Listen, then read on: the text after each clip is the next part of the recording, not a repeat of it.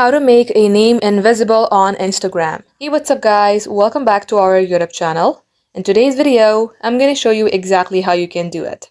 So first thing first, you have to launch your Instagram application. As you do so, make sure that you are logged into your specific Instagram account where you would like to change your name. Then tap onto your profile. As you do so, you will see Edit Profile and Share Profile. Tap on Edit Profile. And likewise, you can see that I have full stop on my name. Tap onto your name here.